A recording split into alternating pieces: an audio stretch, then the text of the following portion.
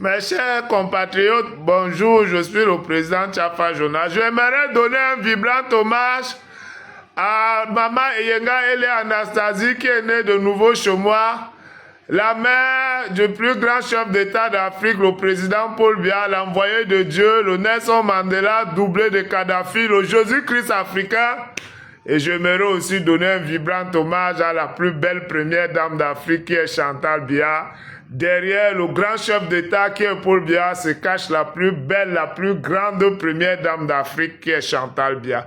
Quand je parle comme ça, certains de mes frères jaloux et fanatisés viennent dire que oh, le président Tchafa Jonas c'est un mendiant. Vous savez quoi? Moi, mon idole sur cette terre, depuis que je vis, c'est Paul Biya. Mon idole, c'est le président Paul Biya. Le président Paul Biya, c'est mon idole. Et si je mendie chez mon idole, je suis très fier, je suis très honoré de mendier chez mon idole. Si vous considérez que vous dites la vérité sur un chef d'État d'anthologie, un chef d'État qui a sorti le Cameroun du néocolonialisme, qui a refusé de signer les accords, qui est en train de nationaliser toutes nos entreprises au Cameroun, qui a chassé Bolero au port de Douala, qui est en train de créer une usine pour pouvoir raffiner notre pétrole, créer une autre usine au nord pour pouvoir fabriquer les munitions et les armes. Tous les véhicules militaires que vous avez vus lors du défilé là, la majorité ont été fabriqués au Cameroun. Lors du défilé du 20 mai, tous les véhicules militaires qui passaient là, c'est grâce à notre chef d'État Paul Biya. Donc mes chers frères, moi je vais dire merci au président Paul Biya, au nom de tous les Bamileke, même au nom de ceux qui sont ingrats, qui ne veulent pas reconnaître, qui sont méchants. Moi, je dis un grand merci au président Paul Biya. Parce que grâce au président Paul Biya, notre pays tient en un seul morceau. Parce que ce que vous avez fait, vous, mes frères Bamileke, en 2018 jusqu'à aujourd'hui, vous avez cassé nos ambassades, acheté les armes pour envoyer ici pour qu'on s'entretue. Si c'était un autre chef d'État, ce qu'on nous a confinés même pour 50 ans.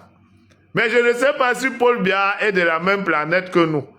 Parce que on l'insulte avec les mots les plus abjects. On fait n'importe quoi, l'homme est tranquille.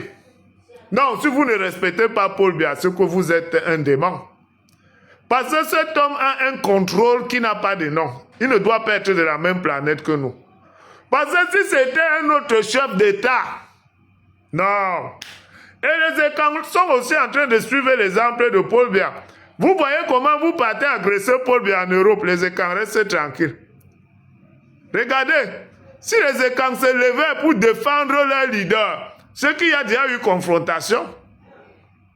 C'est pour ça que je dis qu'on ne donnez jamais le pouvoir aux Bamileke. Ne donnez jamais le pouvoir. Regardez comment ils agressent les gens pour leur leader qui n'est même pas encore président. En Europe, partout. Imaginez que Kamto était devenu président. Et que la population, les autres tribus s'étaient levées pour dire qu'il gère mal, il donne tout à ses frères Bamileke parce que ça va arriver toujours. Ce que les Bamileke se sont levés pour combattre, pour protéger leurs frères. Ils ne peuvent pas faire comme les Écans font là. Quand on agresse Paul Biya en Europe, les Écans sont tranquilles. Vous croyez que les Écans sont tranquilles parce qu'ils n'aiment pas leurs frères? Parce qu'ils se disent que c'est la démocratie. Lui-même avait dit qu'il aimerait qu'on retienne de lui comme étant un homme qui a apporté la démocratie et la prospérité. Donc ça fait partie, mais ça ce n'est plus la démocratie. Hein.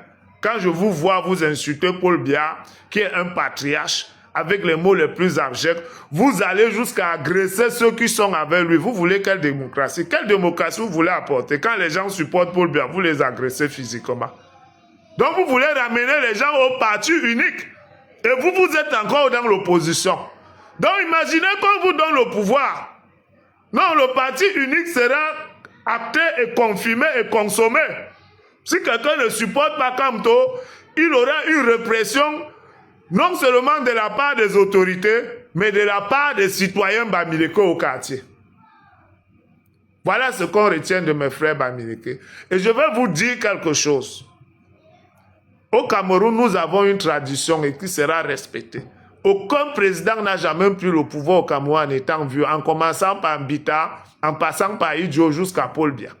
Et ça ne va jamais arriver.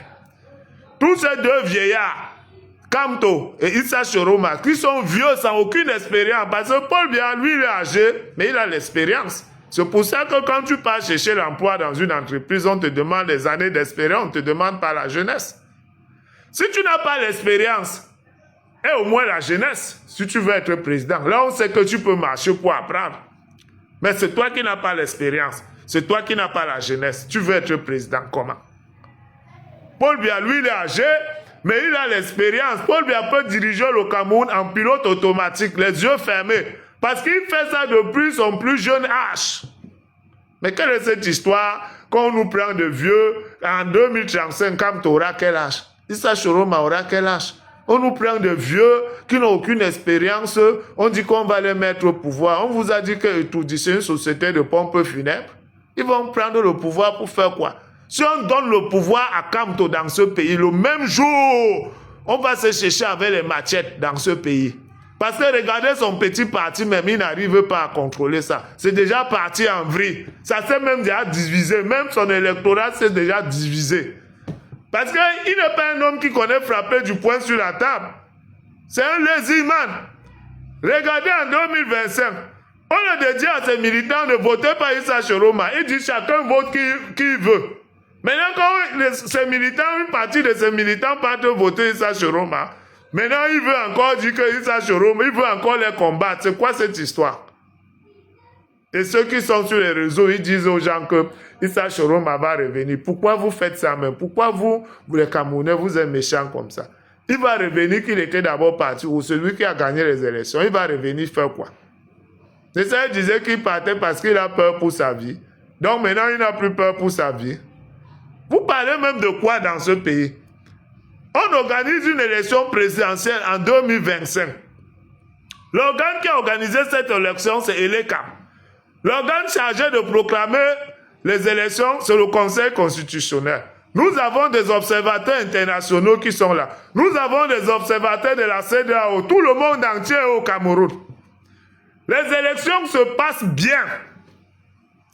Tous les deux organes, accompagnés des observateurs internationaux ou des observateurs de la CEDEAO, confirment que c'est Paul Biya qui a gagné les élections. Vous vous placez chez vous avec vos petits téléphones, vous dites que c'est Issa Choroma qui a gagné. La communauté internationale vous a déjà dit un jour que c'est Issa Choroma qui a gagné les élections. C'est la communauté internationale qui a organisé les élections ici. D'ailleurs, il y a quel pays dans le monde où c'est un autre pays qui vient organiser les élections chez eux? Où c'est la communauté internationale qui vient organiser? En France, c'est les États-Unis qui organisent les élections en France. Si à chaque fois qu'il y aura une élection au Cameroun, un participant va perdre et s'auto-proclamer vainqueur en disant que celui qui a gagné a fraudé, c'est que vraiment on ne va jamais arriver. Est-ce qu'on a organisé les élections là dans la chambre? C'était au vu, au-dessus de tout le monde, en Mondovision. C'est passé dans le monde entier. Tout le monde a vu. Paul Biya a gagné. Issa Choroma s'est présenté 3 mois avant le début des élections. Quel candidat peut gagner une élection? Il a même été trop fort pour sortir deuxième. Il a été trop fort. Vous devez l'applaudir pour son score là. Parce que c'est un candidat qui n'était pas préparé. Mais vous êtes là, vous dites, il va venir prendre le pouvoir. Il va venir prendre le pouvoir comment et où? Comment vous les Camerounais, vous faites comme si vous êtes des pampalampam? Il va faire comment? Il est président. Issa Choroma est président. Dans quel pays il est président? Vous voyez le pays là, que c'est un peu... vraiment, aïe, aïe, aïe, aïe, aïe, aïe, aïe, aïe, aïe, aïe, aïe, aïe, aïe. Qu'est-ce qui m'avait fait d'être même un noir? Les noirs, c'est des moutons, hein. C'est des moutons. Il n'y a pas il n'y a pas quelqu'un qui est mouton comme l'homme noir. C'est des moutons. Je comprends pourquoi les blancs nous tapaient. Oh, vous voyez un chef d'État comme Paul Biya qui va nous sauver. On sait que vous avez fait, vous avez tué Kadhafi.